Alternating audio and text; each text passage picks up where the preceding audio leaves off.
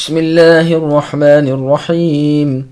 شروع کرتا ہوں اللہ کے نام سے جو بے انتہا مہربان نہایت رحم کرنے والے ہیں۔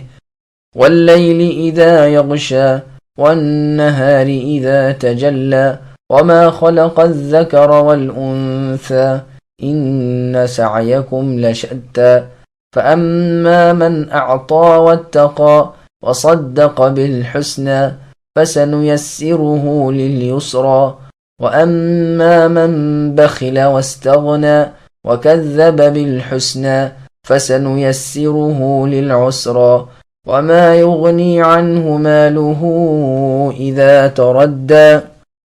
قسم ہے رات کی جب چھا جائے، اور قسم ہے دن کی جب روشن ہو، اور قسم ہے اس ذات کی جنہوں نے نر و مادہ پیدا کیے، یعنی اللہ۔ یقیناً تمہاری کوشش اے انسانوں مختلف قسم کی ہے، تو جو شخص دیتا رہے اور ڈرتا رہے گا اور نیک بات کی تصدیق کرتا رہے گا تو ہم بھی اس کے لیے آسانی پیدا کر دیں گے، لیکن جو بخیلی کرے گا اور بے پرواہی برتے گا اور نیک بات کی تکذیب کرے گا تو ہم بھی اس کی تنگی و مشکل کے سامان میسر کر دیں گے، اس کا مال اسے اوندھا گرنے کے وقت کچھ کام نہ آئے گا۔ سامعین، اب ان آیتوں کی تفسیر سماعت کیجیے۔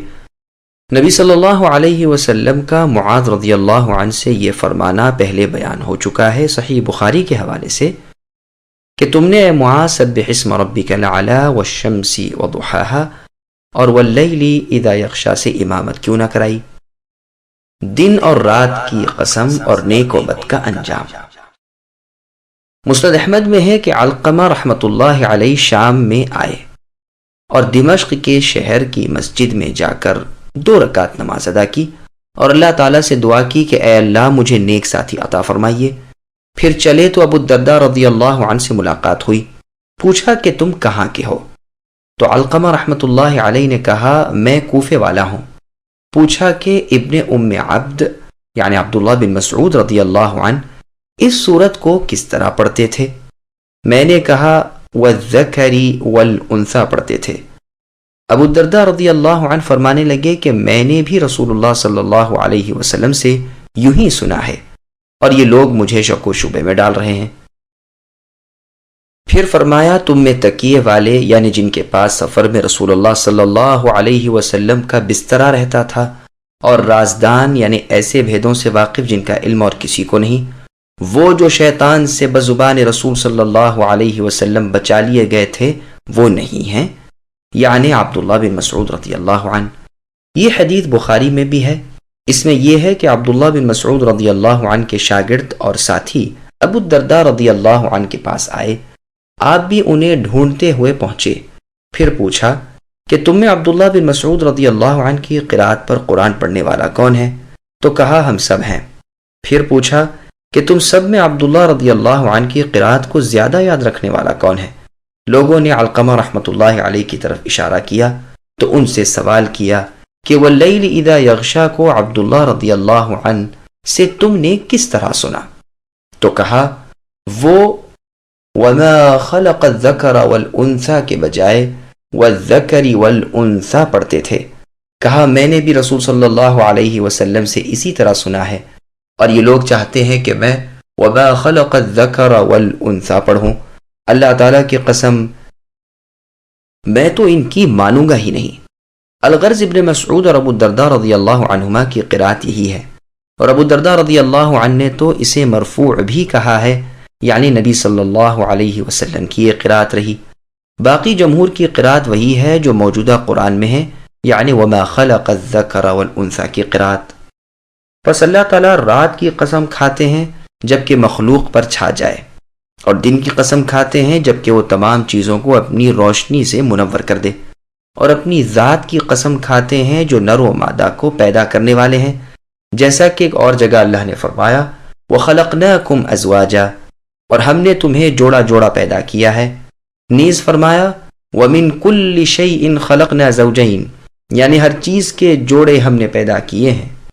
ان متضاد اور ایک دوسرے کے خلاف قسمیں کھا کر فرماتے ہیں کہ تمہاری کوششیں اور تمہارے اعمال انسانوں یہ بھی متضاد اور ایک دوسرے کے خلاف ہے، بھلائی کرنے والے بھی ہیں اور برائیوں میں مبتلا رہنے والے بھی ہیں۔ پھر آگے اللہ فرماتے ہیں کہ جس نے دیا یعنی اپنے مال کو اللہ تعالیٰ کے حکم کے ماتحت خرچ کیا اور پھونک پھونک کر قدم رکھا، ہر معاملے میں اللہ تعالیٰ کا خوف کرتا رہا، یعنی اللہ سے ڈرتا رہا، اور اللہ کے بدلے کو سچا جانتا رہا اور اللہ کے ثواب پر یقین رکھا۔ حسنہ کے معنی لا الہ الا اللہ کے بھی کیے گئے ہیں، اللہ تعالیٰ کی نعمتوں کے بھی کیے گئے ہیں۔ نماز، روزہ، زکوٰۃ، صدقہ فطر جنت کے بھی مروی ہیں۔ پھر آگے اللہ فرماتے ہیں کہ ہم اسے آسانی کی راہ آسان کریں گے، یعنی بھلائی کی اور جنت کی اور نیک بدلے کی، اور جس نے اپنے مال کو اللہ کی راہ میں نہ دیا اور اللہ سے بے نیازی برتی اور حسنہ کی یعنی قیامت کے بدلے کی تکذیب کی یعنی اس کو جھٹلایا، تو اس پر ہم برائی کا راستہ آسان کر دیں گے، جیسے کہ اللہ نے فرمایا وَنُقَلِّبُ أَفْئِدَتَهُمْ وَأَبْصَارَهُمْ إِلَى آخر الآیہ، یعنی ہم ان کے دل اور ان کی آنکھیں الٹ دیں گے جس طرح وہ پہلی بار قرآن پر ایمان نہ لائے تھے، اور ہم انہیں ان کی سرکشی میں ہی بہکتے رکھیں گے۔ اس مطلب کی آیتیں قرآن کریم میں جا بجا موجود ہیں کہ ہر عمل کا بدلہ اسی جیسا ہوتا ہے۔ خیر کا قصد کرنے والے کو توفیق خیر ملتی ہے اور شر کا قصد رکھنے والوں کو اسی کی توفیق ہوتی ہے۔ اس معنی کی تائید میں یہ احادیث بھی ہیں۔ صدیق اکبر رضی اللہ عنہ نے ایک مرتبہ رسول اللہ صلی اللہ علیہ وسلم سے سوال کیا کہ ہمارے اعمال فارغ شدہ تقدیر کے ماتحت ہیں یا نوپید ہماری طرف سے ہیں؟ آپ نے فرمایا بلکہ تقدیر کے لکھے ہوئے کے مطابق ہیں۔ کہنے لگے پھر عمل کی کیا ضرورت؟ فرمایا ہر شخص پر وہ عمل آسان ہوں گے جس چیز کے لیے وہ پیدا کیا گیا ہے۔ علی رضی اللہ عنہ فرماتے ہیں کہ بقیع غرقد یہ مدینہ المنورہ کا قبرستان ہے، اس میں ہم رسول اللہ صلی اللہ علیہ وسلم کے ساتھ ایک جنازے میں شریک تھے، تو نبی صلی اللہ علیہ وسلم نے فرمایا سنو، تم میں سے ہر ایک کی جگہ جنت و دوزخ میں مقرر کردہ ہے اور لکھی ہوئی ہے۔ لوگوں نے کہا پھر ہم اس پر بھروسہ کر کے بیٹھ کیوں نہ رہیں؟ تو آپ نے فرمایا عمل کرتے رہو، ہر شخص کو وہی اعمال راس آئیں گے جن کے لیے وہ پیدا کیا گیا ہے۔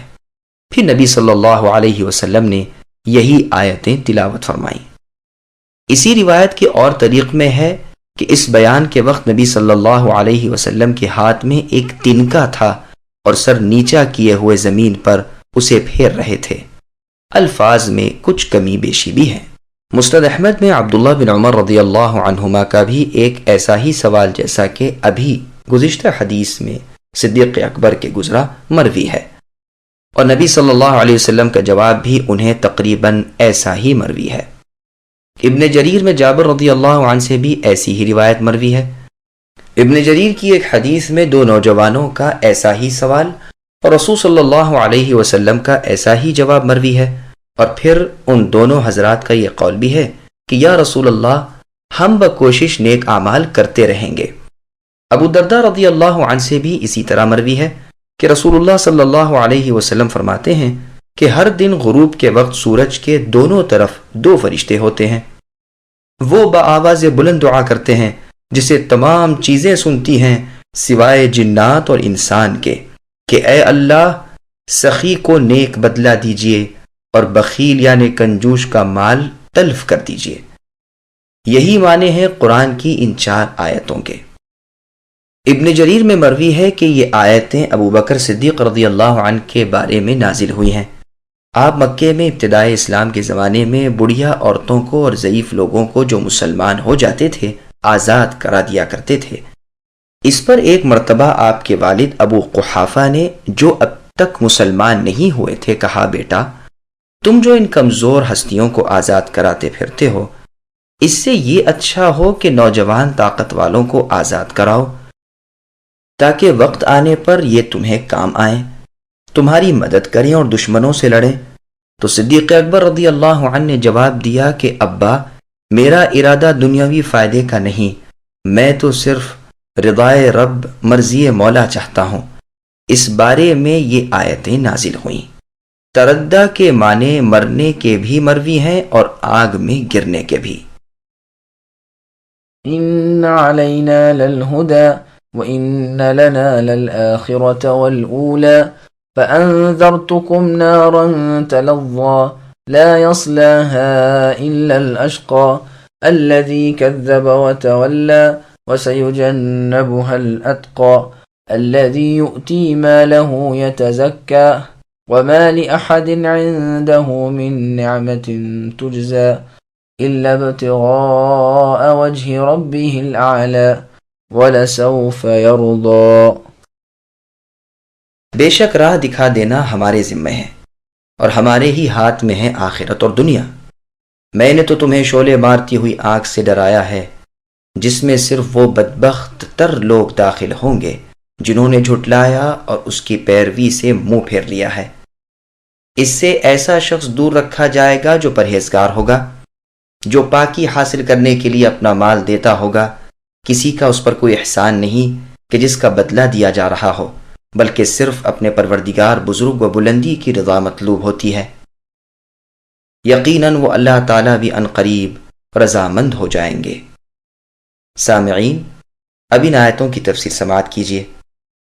ظالموں کا انجام، یعنی حلال و حرام کا ظاہر کر دینا ہمارے ذمے ہے۔ یہ بھی معنی ہے کہ جو ہدایت پر چلا وہ یقیناً ہم تک پہنچ جائے گا۔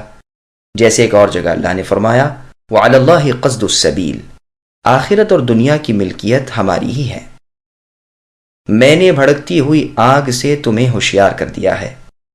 مسند احمد میں ہے کہ نعمان بن بشیر رضی اللہ عنہ نے اپنے خطبے میں فرمایا کہ رسول اللہ صلی اللہ علیہ وسلم سے میں نے خطبے کی حالت میں سنا ہے کہ آپ بہت بلند آواز سے فرما رہے تھے، یہاں تک کہ اس جگہ سے بازار تک آواز پہنچے اور بار بار فرماتے جاتے تھے، لوگو میں تمہیں جہنم کی آگ سے ڈرا چکا، لوگو میں تمہیں جہنم کی آگ سے ڈرا رہا ہوں۔ بار بار یہ فرما رہے تھے یہاں تک کہ چادر مبارک کندھوں سے سرک کر پیروں میں گر پڑی۔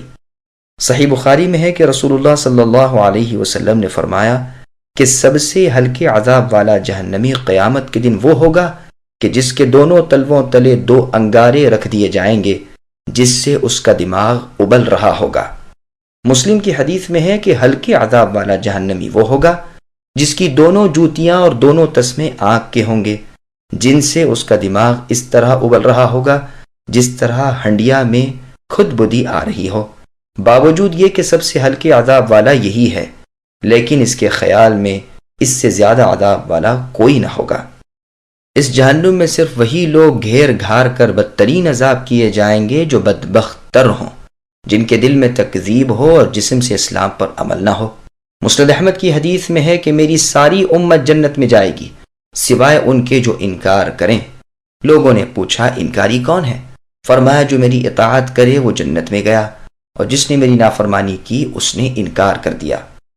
اور فرمایا کہ جہنم سے دوری اسے ہوگی جو تقوی، شعار، پرہیزگار، اللہ سے ڈرنے والا ہو، جو اپنے مال کو اللہ کی راہ میں دے تاکہ خود بھی پاک ہو جائے اور اپنی چیزوں کو بھی پاک کر لے اور دین دنیا میں پاکیزگی حاصل کر لے۔ یہ اس لیے کہ کسی کے ساتھ سلوک نہیں کرتا کہ اس کا بھی کوئی احسان اس پر ہے، بلکہ اس لیے کہ آخرت میں جنت لے لے اور وہاں اللہ تعالیٰ کے بزرگ و برتر خوبصورت چہرے کا دیدار اور اللہ کی خوشی نصیب ہو۔ پھر آگے اللہ فرماتے ہیں کہ بہت جلد بالیقین ایسی پاک صفتوں والا شخص راضی ہو جائے گا۔ فضائل صدیق اکبر رضی اللہ عنہ۔ اکثر مفسرین کہتے ہیں کہ یہ آیتیں ابو بکر صدیق رضی اللہ عنہ کی فضیلت کے بارے میں اتری ہیں، یہاں تک کہ بعض مفسرین نے تو اس پر اجماع نقل کیا ہے۔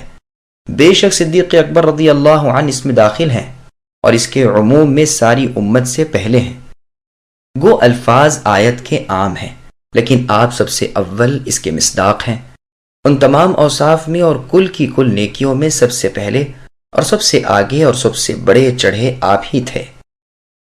آپ صدیق تھے، پرہیزگار تھے، سخی تھے، اپنے مالوں کو اپنے مولا اللہ تعالیٰ کی اطاعت میں اور رسول صلی اللہ علیہ وسلم کی امداد میں دل کھول کر خرچ کرتے رہتے تھے، ہر ایک کے ساتھ احسان و سلوک کرتے اور کسی دنیاوی فائدے کی چاہت پر نہیں، کسی کے احسان کے بدلے نہیں، بلکہ صرف اللہ تعالیٰ کی مرضی اور اللہ کے خوبصورت اور بزرگ و برتر چہرے کے دیدار کے لیے، رسول اللہ صلی اللہ علیہ وسلم کی فرمانبرداری کے لیے۔ جتنے لوگ تھے خواہ بڑے ہوں خواہ چھوٹے، سب کے سب پر صدیق اکبر رضی اللہ عنہ کے احسانات کے بار تھے، یہاں تک کہ عروہ بن مسعود جو قبیلہ ثقیف کا سردار تھا، صلح حدیبیہ کے موقع پر جبکہ صدیق اکبر رضی اللہ عنہ نے اسے ڈانٹا ڈپٹا اور 2 باتیں سنائی تو اس نے کہا کہ اگر آپ کے احسان مجھ پر نہ ہوتے جس کا بدلہ میں نہیں دے سکا تو میں آپ کو ضرور جواب دیتا۔ بس جبکہ عرب کے سردار اور قبائل عرب کے بادشاہ کے اوپر آپ کے اس قدر احسان تھے کہ وہ سر نہیں اٹھا سکتا تھا تو بھلا اور تو کہاں۔ اسی لیے یہاں بھی فرمایا گیا کہ کسی کے احسان کا بدلہ انہیں دینا نہیں بلکہ صرف اللہ تعالیٰ کے چہرے کا دیدار اور خوشی مطلوب ہے۔ بخاری و مسلم کی حدیث میں ہے کہ جو شخص جوڑا اللہ تعالیٰ کی راہ میں خرچ کرے اسے جنت کے داروغے پکاریں گے کہ اے اللہ کے بندے ادھر سے آؤ، یہ دروازہ سب سے اچھا ہے۔ تو ابو بکر صدیق رضی اللہ عنہ نے فرمایا یا رسول اللہ صلی اللہ علیہ وسلم، کوئی ضرورت تو ایسی نہیں، لیکن فرمائیے کوئی ایسا بھی ہے کہ جو جنت کے تمام دروازوں سے بلایا جائے؟ نبی صلی اللہ علیہ وسلم نے فرمایا ہاں ہے، اور مجھے اللہ تعالیٰ سے امید ہے کہ تم ان میں سے ہو۔ سامعین الحمدللہ، سورۃ اللیل کی تفسیر مکمل ہوئی۔